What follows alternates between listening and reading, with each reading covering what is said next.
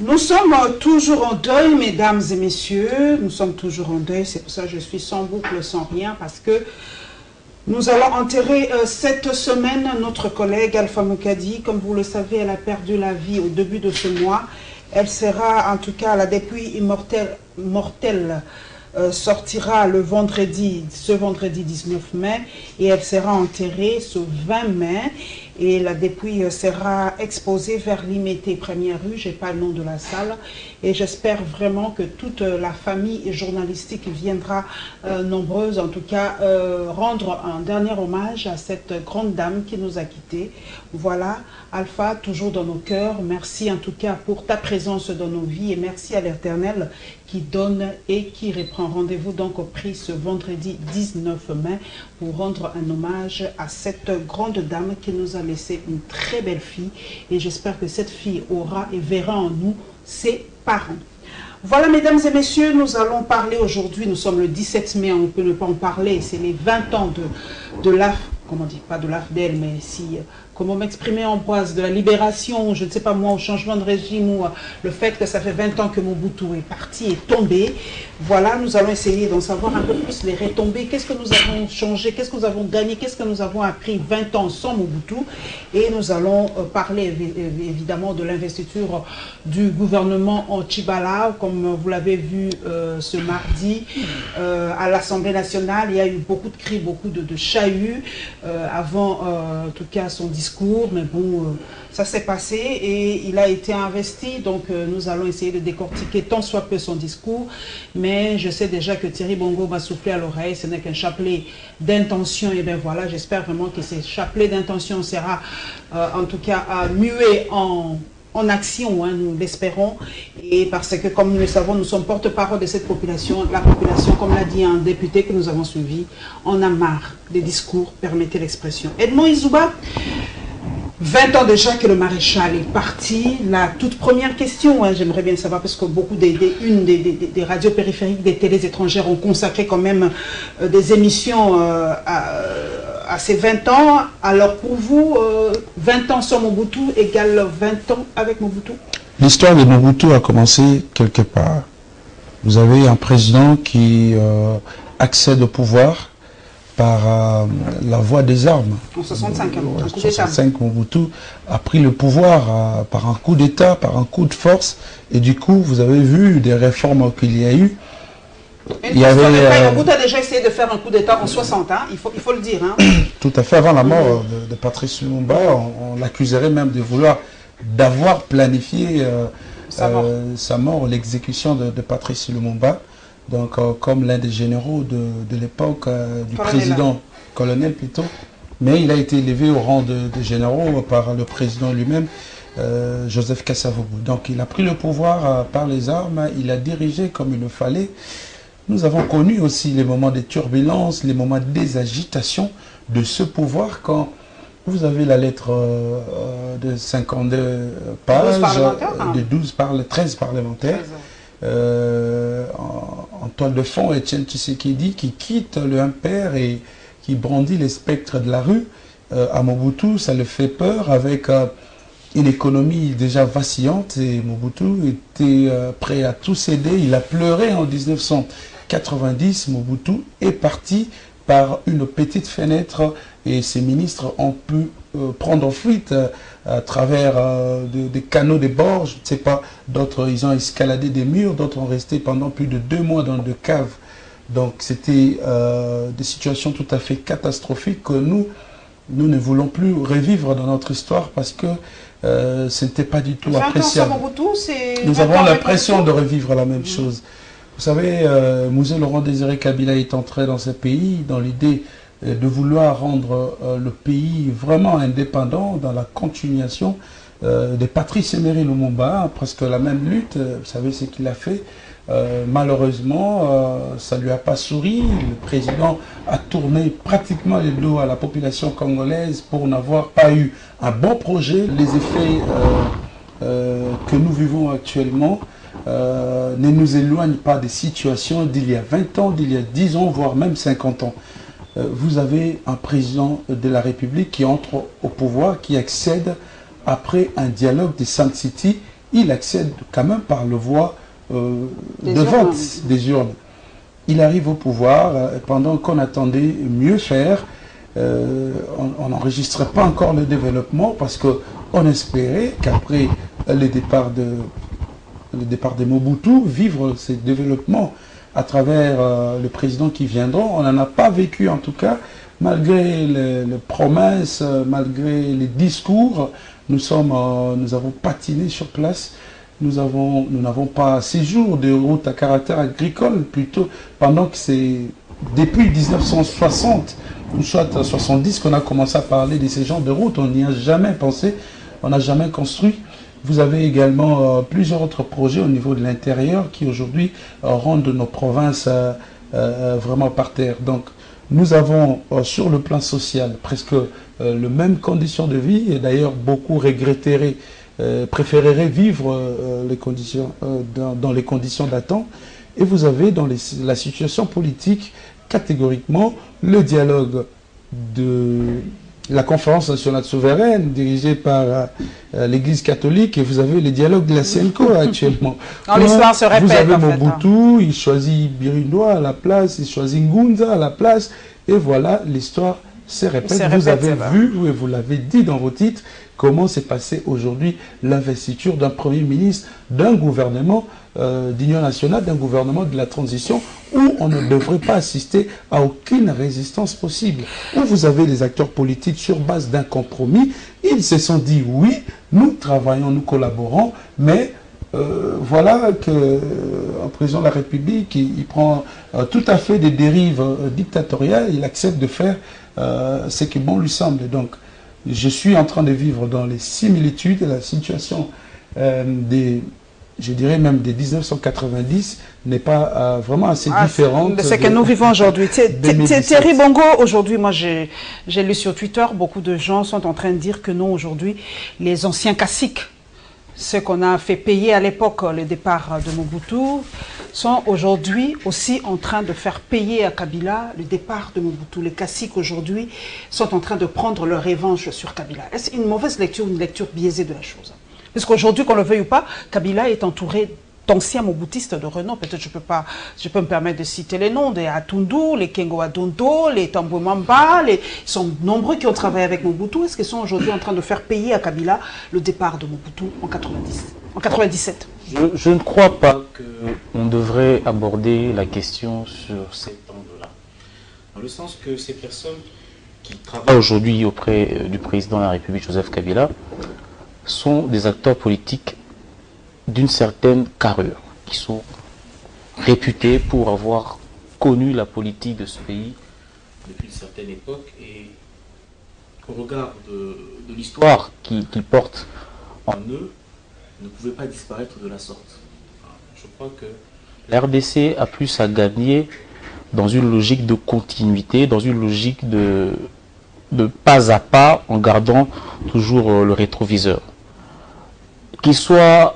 Qu'ils ont été avec Mobutu, qu'ils soient avec Joseph Kabila aujourd'hui, vous serez d'accord avec moi que le problème d'une nation, ce ne sont pas les problèmes des lieutenants. C'est toujours, et ça demeurera toujours, le problème des leadership. Quel est le leadership que nous avons aujourd'hui? Est-il si différent de l'époque d'il y a 20 ans? Je crois que c'est à ce niveau-là qu'on devrait réfléchir. Les lieutenants, les mobutistes, les kabylistes, tout ça, ce ne sont que des noms. Ce sont des Congolais qui sont leaders, qui sont menés par un homme, et cet homme leur impose sa façon de voir la chose publique, sa façon de gérer la nation. Mais ces gens-là, permettez Thierry Bongo, oui. Mais ces gens ont vu le départ de Mobutu, comme l'a si bien retracé en quelques mots les dernières années de Mobutu. Ces gens ont vécu les dernières années de Mobutu. Est-ce qu'on n'a pas l'impression que ces gens sont en train de faire revivre à Kabila ces dernières heures? Parce que c'est vraiment la similitude de la fin de Mobutu que nous sommes en train de vivre aujourd'hui.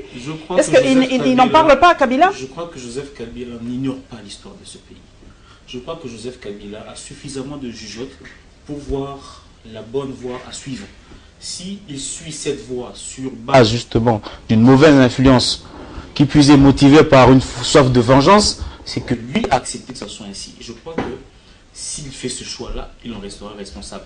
Il ne faut pas qu'on aille responsabiliser tierces personnes sous prétexte que voilà, ils étaient avec Mobutu, ils ont menti à Mobutu, ils vont aller chez Kabila. Est-ce que Mobutu était bête? Est-ce que Joseph Kabila n'est pas suffisamment intelligent pour comprendre que telle personne me mêle vers tel chemin? Non.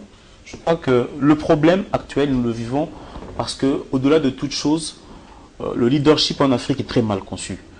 Le leadership en Afrique est conçu comme une force d'oppression, une force de domination sur les autres.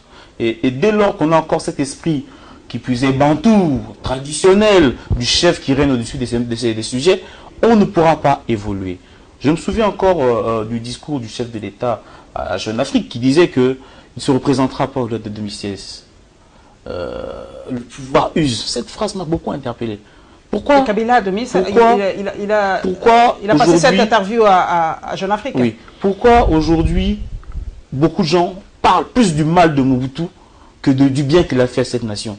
C'est parce qu'il a trop duré au pouvoir.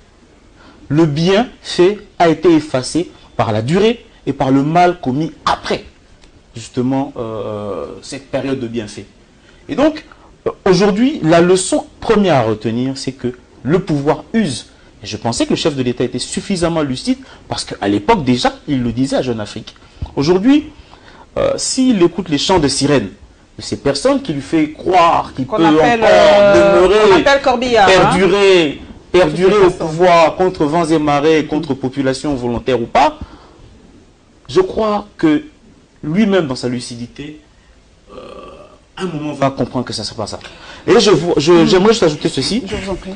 Il y a la part de responsabilité des politiques, mais aussi la part de responsabilité de la population. Expliquez, qu'est-ce que la population a à voir dans la gestion de la chose congolaise, la population congolaise, je crois, va faire donner raison aux anthropologues belges qui disaient que ce sont des gens mous, qui acceptent tout et malléables à tout. Pour la preuve que le dollar passe de 90 à 140, on ne réagit pas. On ne réagit pas. Que ça passe de 140 à 200, on ne réagit pas. Qu'on se retrouve avec des millions de francs congolais comme à l'époque de Mobutu, on réagit peu. Ce n'est que vers la fin qu'on doit susciter une personne qui puisait Mouzé Laurent Désiré Kabila avec la force internationale pour faire partie de Mobutu que les choses doivent changer. Je crois que la population a une part de responsabilité. Parce que, quand on parle du 17 mai, certes, la population en avait marre. Mais n'oublions pas que Mobutu n'est pas parti par la force seule de la population. Mobutu est parti par la force des armes des multinationales qui ont financé des armées étrangères sur le sol congolais. Le 17 mai, je me rappelle comment on a accueilli ces gens. Ambroise Bamba, ils sont venus presque à pied. On les a vus le 17 mai. Thierry Bongo l'a dit, la population en avait marre à l'époque. D'ailleurs, aujourd'hui, après les reculs du temps, on dit d'ailleurs que l'armée n'avait presque pas combattu parce que la population en avait marre. Et 20 ans après aujourd'hui, Ambroise Mantoum, le 17 mai 2017, avons-nous été réellement libérés? Parce qu'à l'époque, on disait que Mzé est venu libérer le Congo. Sommes-nous réellement libérés? La journée de demain sera fériée. D'aujourd'hui, excusez-moi. La journée d'aujourd'hui est fériée, chômée payée sur toute l'étendue de la République. Qu'est-ce que nous célébrons? La libération ou l'entrée de l'AFDEL? Vous avez eu des difficultés à poser la question tout au début. Est-ce qu'il faut parler de la libération ou de l'entrée de l'AFDEL? Cette question est très importante. Nous parlons de quoi? De la libération ou de l'entrée de l'AFDEL? S'il faut parler de l'entrée de l'AFDEL, oui, l'AFDEL devient un fait privé à ce moment-là. S'il faut parler de la libération de la RDC, là, ça nous intéresse tous en tant que pays. Mais s'il faut parler de la libération, et puisque ça nous intéresse, là, ça devient intéressant. Pourquoi? Parce qu'il s'agit de quelle libération? De quoi? De la dictature de Mobutu. 32 ans de règne à la tête de la RDC. Et vous avez dit, lors de l'entrée de l'AFDEL, la population a applaudi. A acclamé, on a encore les images. On en avait marre de cette dictature. Et maintenant, il y avait un libérateur qui est arrivé. On s'est dit, enfin, on est libéré. Mais qu'est-ce qu'on célèbre qu'est-ce qu'on a célébré aujourd'hui? Est-ce qu'on a célébré la libération? Il s'agit de quelle libération? Il faut que maintenant les faits puissent nous aider. Lorsque je regarde la manière dont on a géré le pays jusqu'à aujourd'hui, je constate qu'on a reculé. L'entrée de l'AFDEL avait suscité beaucoup d'espoir. Beaucoup d'espoir par rapport à la démocratisation de la RDC. Nous sommes Nous avons expérimenté les élections en 2006 pour la première fois, pour la deuxième fois en 2011. On pensait ainsi régulariser nos cycles électoraux, mais malheureusement, en 2016, il y a eu ce qu'il y a eu. Aujourd'hui, jusqu'à aujourd'hui, nous sommes dans ce qu'on appelle crise actuellement. Et sur le plan politique, comment ça se passe?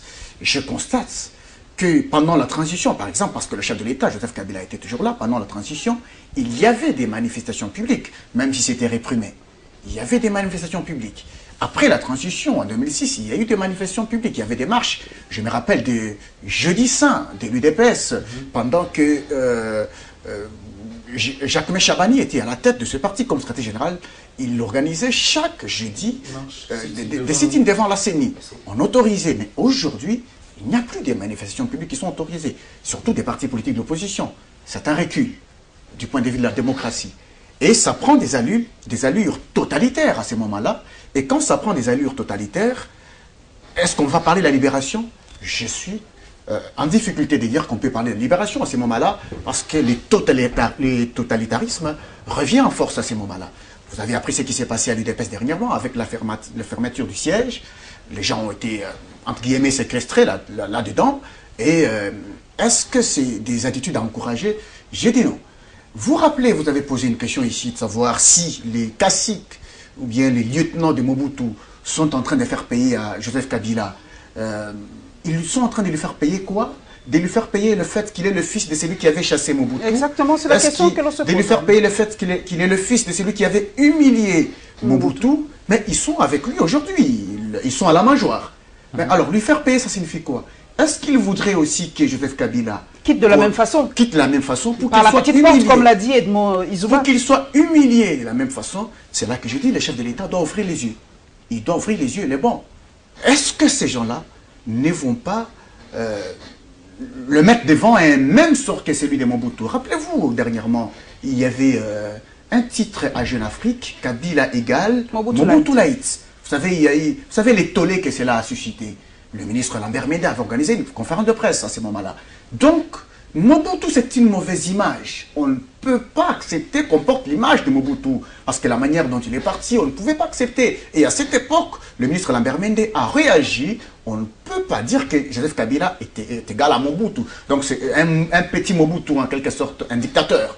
Alors, si on peut refuser, rejeter une image comme ça, il faut l'éprouver par les actes, notamment en démocratisant l'espace, en acceptant qu'il y ait des expressions libres des autres tendances politiques, par exemple. À ces moments-là, vous n'allez pas être assimilé à Mobutu. Mais lorsque vous ne faites pas ça, vous allez être assimilé à Mobutu. À ces moments-là, par rapport au 17 que nous avons célébré ce mercredi, par exemple, on va dire, mais nous célébrons quoi? La libération ou l'entrée de l'AFDEL. Et s'il faut parler de la libération, je serai en difficulté. Edmond Izouba, sous Mobutu, on le savait, le pays avait eu son intégrité territoriale. Je ne sais pas comment Mobutu mené à la baguette permettait l'expression les pays voisins, parce que depuis que nous on grandissait, je crois que vous êtes de la série de sous Mobutu, on n'a jamais entendu l'agression du Rwanda, du Burundi, à part les deux guerres du Chaba à l'époque. Mais aujourd'hui, comment...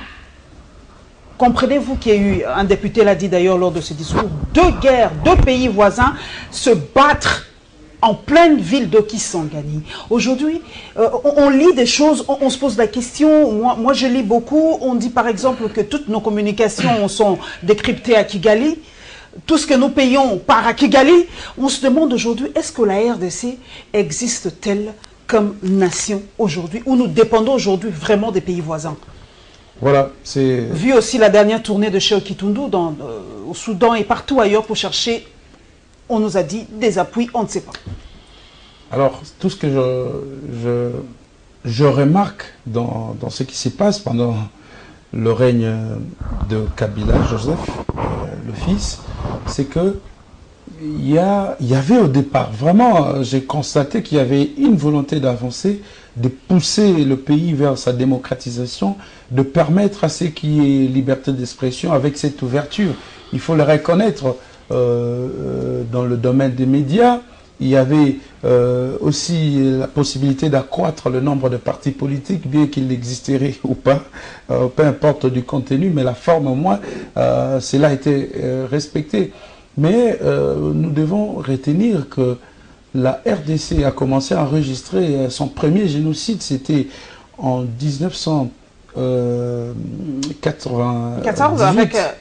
non, 3 millions de morts, je crois que ça a commencé quand le 15 pays s'est battu sur le sol congolais avec... pour chasser ou bouter d'ailleurs le Rwandais, le Rwandais qu'on a fait venir par l'AFDEL, parce qu'on parle de force de libération. Moi j'ai suivi même une vidéo de feu président Mosé Laurent Désiré Kabila en train de se moquer de ses proches ministres, collaborateurs qui ont juste pris fuite après avoir chassé le rebelle dans son régime. C'est là où nous avons constaté que nos frontières étaient devenues de plus en plus poreuses.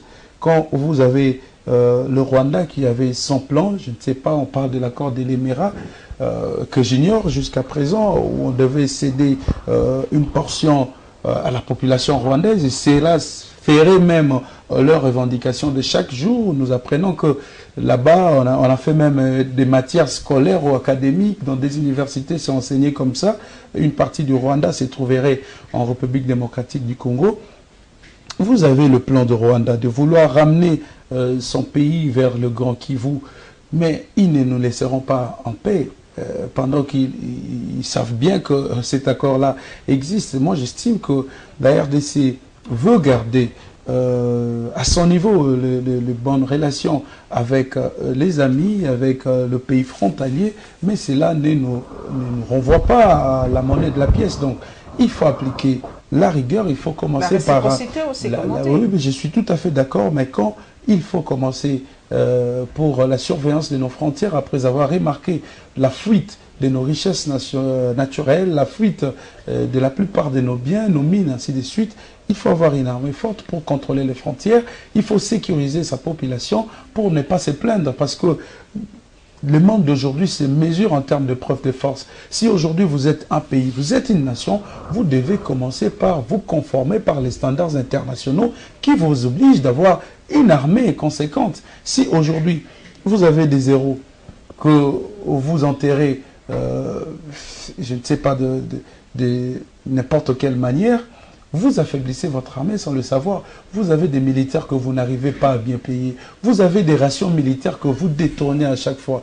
À l'époque de Mobutu, aujourd'hui on estime que Mobutu c'est lui le mal zaïrois, c'est lui le mal congolais. Mais en principe, Mobutu n'avait pas que de mauvaises choses, surtout en termes d'armée, pour contredire Thierry Bongo. Vous avez une armée forte. Mobutu faisait la fierté de l'Afrique grâce à l'armée zaïroise. C'était la dignité. Vous avez le plus grand bâtiment en Afrique construit à l'époque de Mobutu. Quand, de manière comparative, vous prenez toutes ces réalisations, même, je dirais, sur le plan social, vous avez les bâtiments, vous avez les stades, vous avez le pont Maréchal, vous avez le barrage d'Inga, vous avez les plus grands projets qui ont été exécutés. Les éléphants blancs, c'est non certain, hein. Pas des éléphants blancs, parce qu'aujourd'hui, sans Inga, je ne sais pas si nous serons corrects.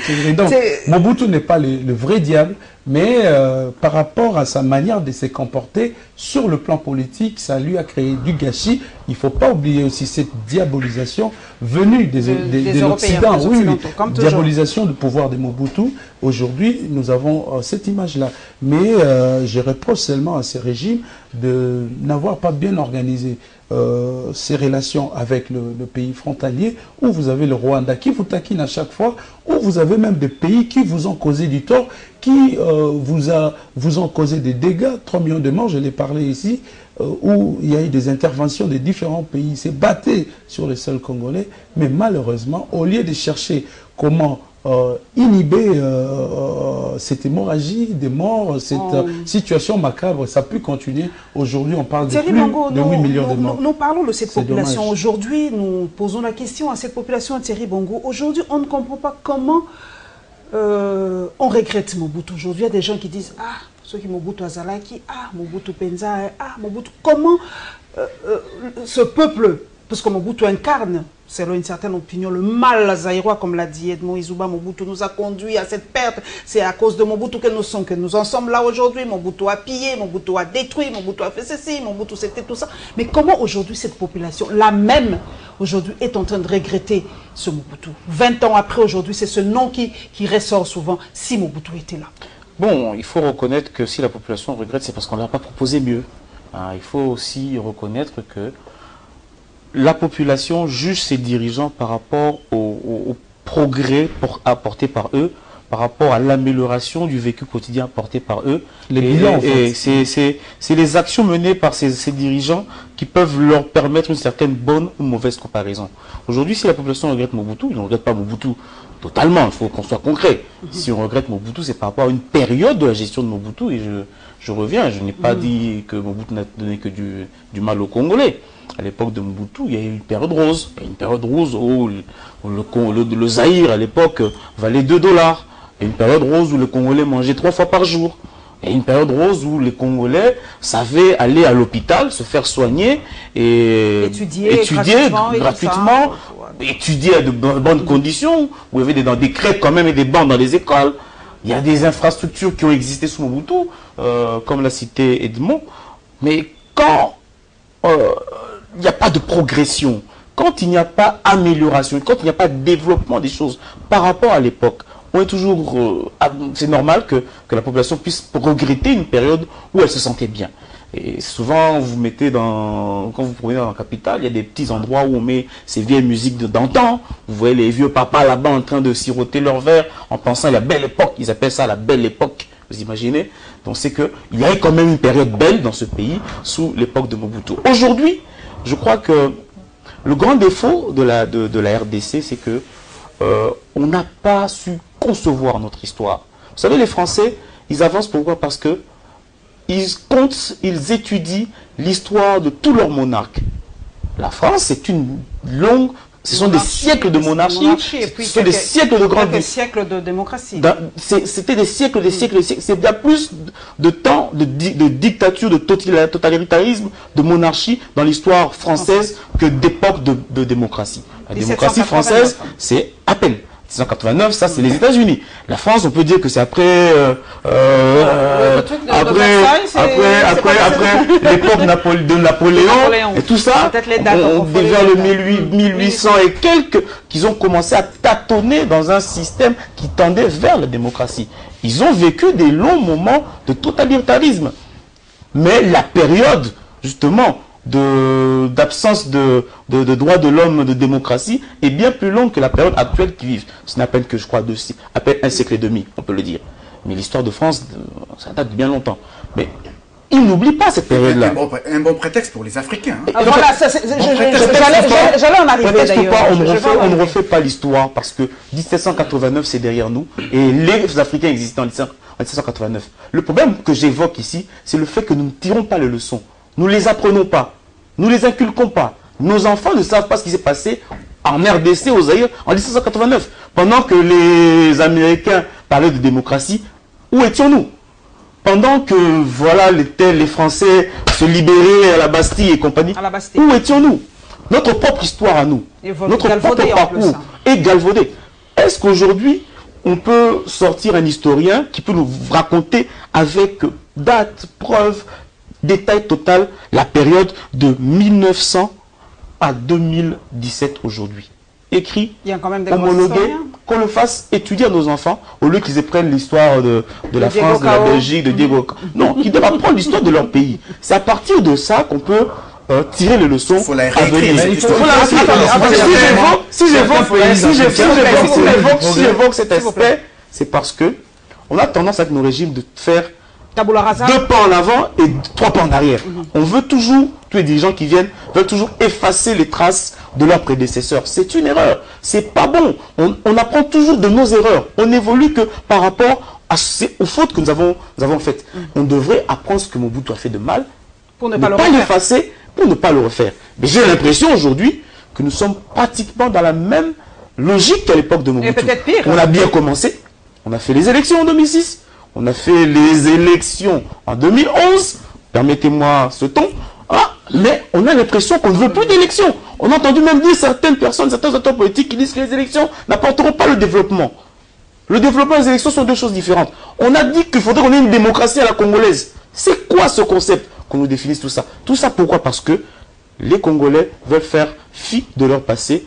Ils en ont honte. Ils ne veulent pas l'assumer. Je voulais revenir sur la question. C'est la question que j'avais posée, parce que c'est le prétexte que trouve une certaine opinion pour dire que non, la France a une longue histoire, la France a plus de 500 ans d'histoire, nous sommes une jeune démocratie, vous devez comprendre et tout ça. Est-ce que c'est ça la raison aujourd'hui pour expliquer aujourd'hui ces reculs? Parce que 20 ans après la mort de Mobutu, Mobutu est toujours présent dans nos têtes aujourd'hui. Non, moi je pense que ce sont des faux fuyants, ce sont des faux prétextes. Parce que la France a appris de sa propre expérience. Mais nous apprenons de l'expérience française. Voilà. C'est ça la différence entre nous et les Français. Nous apprenons de quelque chose qui a existé. Voilà. Et apprenaient de leur propre expérience. Et nous avons de l'expérience aussi, Ambroise. Ils pouvaient prendre beaucoup de temps aussi, pour arriver à se stabiliser. Nous n'avons aucune histoire, Ambroise Mamba. Nous copions quelque chose qui existe déjà. On nous dit, voici les règles. On essaie d'adapter. Voilà. Vous les respectez, ainsi de suite. Mais je voudrais rebondir par rapport à une question que vous lui avez demandé. La population regrette l'absence de Mobutu. Il a répondu à la question, mais moi j'estime par exemple que Mobutu a fait ce qu'il a fait. 32 ans de règne, les gens en avaient marre. Vous savez, dans la gestion de la chose publique, on ne donne que ce qu'on a. On ne peut pas donner ce qu'on n'a pas. Mobutu a donné ce qu'il a. Le président Kabila donne ce qu'il a. Celui qui pourrait venir après Kabila donnera... Mais les erreurs de Mobutu, on a l'impression que les erreurs de Mobutu ne servent à rien. On est en train de... Ambroise, réfléchissons froidement. On est en train de recopier et de refaire peut-être pire les erreurs de Mobutu aujourd'hui. Je suis en train de répondre justement la gabégie, le tribalisme, tout ça aujourd'hui, ça a pris des proportions incroyables. Je suis en train de répondre. Voilà pourquoi il y a ce qu'on appelle un cycle électoral. Voilà pourquoi il y a ce qu'on appelle un cycle électoral. Ça signifie qu'un dirigeant qui arrive au pouvoir, qui ne connaît rien, qui détruit son pays, il sera sanctionné. Après 5 ans, il sera sanctionné pour qu'on donne à quelqu'un d'autre de plus compétent que lui. Vous avez vu ce qui s'est passé en France. François Hollande ne s'est plus représenté. Pourquoi? Parce qu'il voyait déjà sa chute, son échec. Il a dit non, je ne me représente plus. Il a laissé la place à quelqu'un d'autre. Macron a été investi. Ça signifie qu'après une période donnée, pour les cas échéants, 5 ans, renouvelable une seule fois, soit vous êtes réélu, soit vous n'êtes pas réélu, on donne à quelqu'un d'autre. On vous évalue pendant vos 5 ans de règne, la manière dont vous aurez travaillé. Si pendant 5 ans, vous faites comme ce que Mobutu a fait, la même population va vous sanctionner. Mais le problème avec Mobutu, c'est quoi? On invoque souvent les cas Mobutu lorsqu'il s'agit de la sécurité. Des rapports avec les Rwandais, par exemple. Les rapports avec les voisins. L'Angola, avec les voisins. C'est surtout sur le plan sécuritaire qu'on dit à l'époque de Mobutu, ce n'était pas comme ça. Mais pourquoi à cette époque c'est comme ça? Les gens réfléchissent et ils pensent à Mobutu. Mais ils ne regrettent pas Mobutu par rapport aux élections, parce que Mobutu a été dictateur. Donc, s'il faut parler de Mobutu, c'est en ce sens. Et Joseph Kabila est arrivé, il a fait ce qu'il a fait. On a parlé d'un programme des 5 chantiers de la République. Il a été réélu après ce programme des 5 chantiers. On est dans la révolution de la modernité. S'il y a élection, malheureusement pour lui, parce qu'il n'a plus la possibilité d'avoir un 3e mandat. Donc, c'est peut-être à son dauphin de pouvoir endosser le bilan de Joseph Kabila pour se faire élire ou non. C'est cela le problème. Donc, vous pouvez être là, vous pouvez faire ce que Mobutu a fait ou ne pas le faire, mais le problème, c'est qu'on vous laisse votre temps. C'est effectivement ce que nous devrions faire en Afrique. Donc, on laisse le temps qui a été imparti à un dirigeant, 5 ans, on les sanctionne après les 5 ans, et on passe à quelqu'un d'autre. Peut-être que vous allez trouver un autre dirigeant qui va vous donner ce dont vous avez besoin. Par exemple, manger 3 fois par jour, Thierry en parlait, être beaucoup plus en sécurité, avoir la stabilité de sa monnaie, maîtriser les cadrages macroéconomiques, et ainsi de suite. Voilà un peu ce dont... Le dernier tour de table, on a suivi le discours programme de Tshibala. Les élections, il en a parlé, il a dit il se battra pour qu'il y ait quand même des élections dans ce pays, mais la manchette nous dit les élections s'éloignent, le référendum se rapproche. Aujourd'hui, on a l'impression que ce mot référendum refait surface. On a suivi Atundu qui a dit le référendum, c'est le droit du peuple et tout ça. Mais pour vous, qui avez suivi ces discours, possible qu'il y ait des élections dans ce pays, comme l'a si bien dit le Premier ministre Tshibala? En tout cas, je ne veux pas ici faire faire peur à la population par ce mot référendum, parce que vous avez dit que ça revient. Oui, le référendum est constitutionnel, c'est prévu. Mais la Constitution elle-même établit le besoin par lequel vous pouvez passer et vous pouvez organiser le référendum. Aujourd'hui, quand vous prenez le référendum, vous prenez l'élection présidentielle, il n'y a pas de différence. C'est le même type d'élection, c'est la même circonscription électorale. Vous avez toute la République qui est comme circonscription électorale pour les présidentielles et vous avez la même chose pour le référendum. Donc, de ce côté-là, moi, j'estime que c'est déjà un projet... Tchibala, vous avez suivi son discours. Oui, je suis... Qui peut organiser les élections, qui demandera à la communauté internationale de l'aider pour l'organisation des élections, qu'on doit trouver des moyens pour diminuer le coût des élections. Cela ne vient pas de lui, cela ne vient pas de Tchibala, cela a été bien évidemment explicité, élucidé dans l'accord. Cela a été prévu qu'au cas où il y a des failles budgétaires ou des difficultés de financement, l'appui de l'extérieur est très important. Donc ici, moi j'estime que après avoir vécu ce que nous avons connu, après avoir accepté le pouvoir d'accompagner la période de transition, parce qu'en réalité, le jeu démocratique oblige 10 ans. 10 ans de règne, 5 ans, une fois renouvelable. Vous avez Barack Obama qui a fait mieux que d'autres présidents africains, qui est parti, bien que la population américaine l'aimait vraiment, mais il est parti parce qu'il est obligé de respecter les textes. Ici, les textes ne sont pas respectés. Ici, ce qui est respecté, c'est les dictats. Donc, je rentre maintenant dans le discours pour dire qu'il y a eu des ambitions démesurées. Un gouvernement de 6 mois qui annonce des grandes réalisations, il le fera comment? Il dit qu'il va construire les écoles, et puis, dans l'angle électoral, pour retourner, il dit qu'ils pourront voir s'il faut organiser les élections dans la diaspora ou pas. Donc, ils doivent réviser la loi électorale et le mode de scrutin. Il a parlé des choses très graves qui n'ont pas été négociées entre les acteurs politiques. Ce qui devait être privilégié pendant cette période, ça devait être ces consensus qui nous a amenés vers la paix. Mais ces consensus a été déjà, je dirais, ratiboisé par le régime en place, parce qu'il ne voulait pas que le rassemblement reste unique, il fallait les diviser, il fallait empiéter. Il reste plus beaucoup de minutes, c'est la dernière tour de table le dernier tour de table pour Thierry.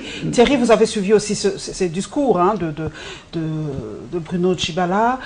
Sami Badibanga nous a fait le même, mettez l'expression, le même jeu. 6 mois, est-ce que c'est vraiment un discours programme ou, comme l'avait dit, un chapelet d'intention? Parce que là, vraiment, en moins de 6 mois, est-ce qu'il peut réaliser tout ce qu'il a dit là? C'est quand même de l'utopie, c'est pas un peu démagogique? Bon, vous m'avez pratiquement ôté tous les mots. Je peux juste dire que on sent quand même que le monsieur a envie de faire quelque chose. Hein? Il a peut-être exprimé de manière... Avec ses discours prolixes. Voilà, il a peut-être exprimé de manière assez prolifique, un petit peu dans la volubilité. Il s'est beaucoup exprimé. Il a envie de faire quelque chose. 6 mois... Mais sa mission première, c'est l'organisation des élections. C'est aussi le budget. Il a 3 missions. Il a 3 missions. D'abord, les élections. La sécurité des Congolais. Vous savez ce qui se passe avec le phénomène Kamuna Sampo, ce qui se passe à l'Est, c'est pas encore fini. Il doit s'en occuper. Et le volet économique et social. Ce sont 3 missions principales. Il ne pouvait que présenter un discours de ce genre. Moi, pour ma part, je vais faire comme les députés, je vais attendre le véritable discours, programme, qui sera celui de la défense du budget. Parce que là, on aura des indicateurs clairs de la politique du gouvernement. C'est-à-dire qu'il va mettre autant d'argent dans tel secteur pour que ça produise ceci, autant d'argent dans tel secteur pour que ça produise ceci. Le discours d'aujourd'hui, c'était une convenance institutionnelle. Il fallait qu'il se présente pour qu'on investisse. On comprend ce chapelet de bonnes intentions. Les vraies critiques pourront être portées quand il verra le budget. Maintenant, ce que j'aimerais juste ajouter... Mais les budgets aussi sont faits sur base de projections. C'est des projections cash. C'est des projections qui traduisent justement la volonté de faire d'un gouvernement. Parce que si je donne 500 francs pour la santé, et je me dis, voilà, ils peuvent manquer d'aspirine, mais j'ai besoin d'acheter des munitions pour les armes, c'est un choix politique.